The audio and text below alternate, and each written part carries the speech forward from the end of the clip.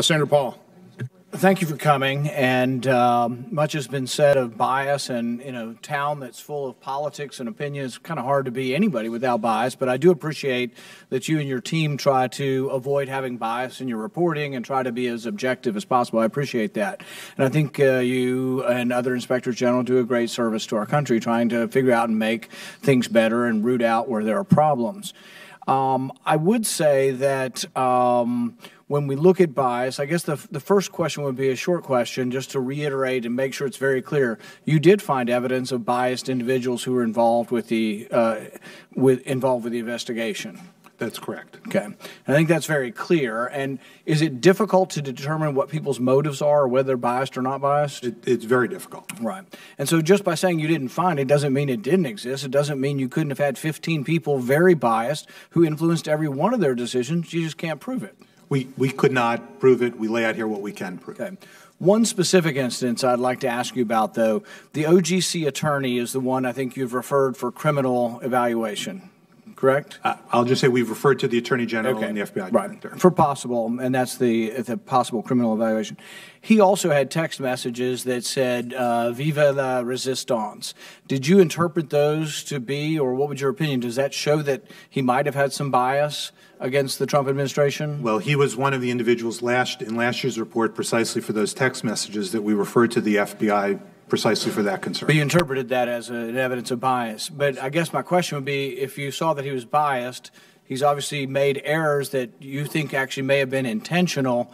Why in that instance would you not be free to say that there's documentary evidence of not only bias but then malfeasance? That's precisely why we don't say that as to the errors, the failures in the FISA process.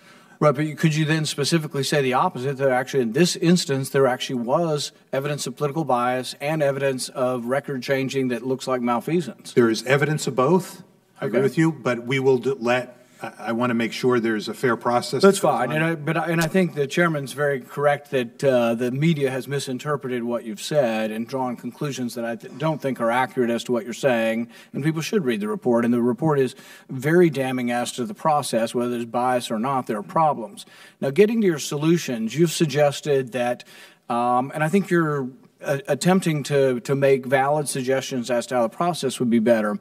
I would make the argument that the process cannot be corrected. And the reason I would say this is that the FISA court system requires this high scrupulous nature for the agents, and they are both the prosecutors and supposed to be defense at the same time. There isn't anybody on the other side. And this is not the standard of the Constitution, and we've allowed this to happen because we're going after foreigners, and we just frankly said, well, we're not going to have all the constitutional protections for listening to Gaddafi's phone calls or Saddam Hussein. We're just not going to have all these protections. My point is, we're now getting into something that's at the root of our democracy or of our republic, and that is political debate and discourse in the First Amendment.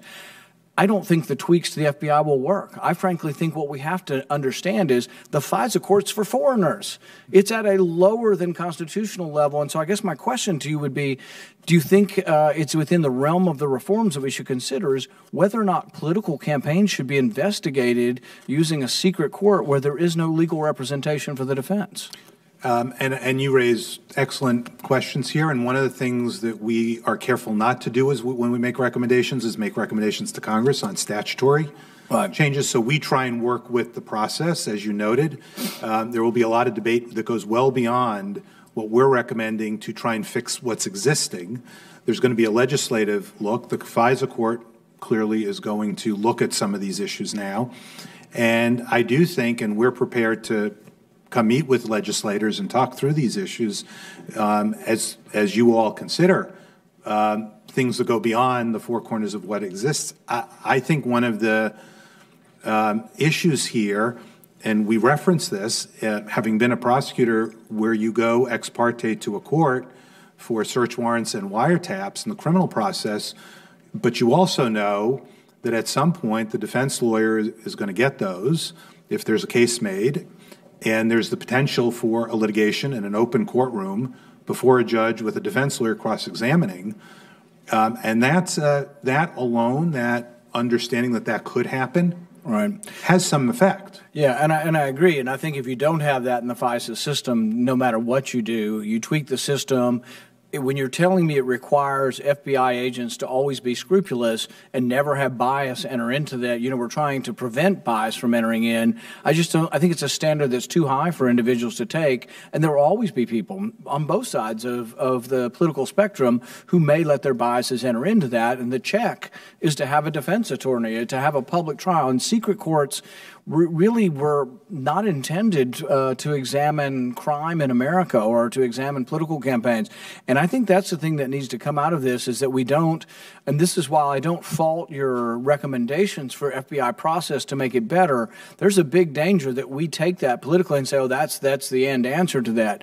No, the lesson to me on this is that, and I do believe both sides could be equally culpable of this, is that we should not subject our political campaigns to secret courts and to secret warrants and secret surveillance. And there are all these questions still of, were all these encounters that Papadopoulos had just accidental? Did the government instigate these encounters? And if they did, that's very, very troublesome to me, that our own government would be sending informants into campaigns to try to have chance encounters with different people. So I'm very, very worried about it, and I hope other members of the committee will consider, as we look at FISA reform, that what we have to do is Americans shouldn't be caught up in this. American citizens were not the target of this, and even American citizens who talk to foreigners. Can you imagine in campaigns moving forward that if you're pointed to a high-level foreign policy position, is there a likelihood that you may have talked to Russians or Chinese in your career? If you've been in a foreign policy career for 40 years, you've talked to many Russians. And so to say you're an agent, well, he had 16 conversations with different members of the Russian government. Is that enough to open like a FISA process into that he might be a foreign agent? And it's not the Constitution. It's showing that you have evidence that someone may be related to a government. It isn't evidence of a crime. And so I think we ought to really consider as we move forward that this is not the appropriate vehicle for investigating political campaigns. Thank you. And if I could just add on that, Senator, I think one of the things also here that we uncovered and learned as we did this, for example, you mentioned the confidential human source issue, separate from the FISA. The absence of rules there applies whether this was counterintelligence or criminal. There did not need to be notice to the department, even if had this been criminal investigation. So I think there are some issues here that cover broader than just the FISA issue that you've raised and concerned about.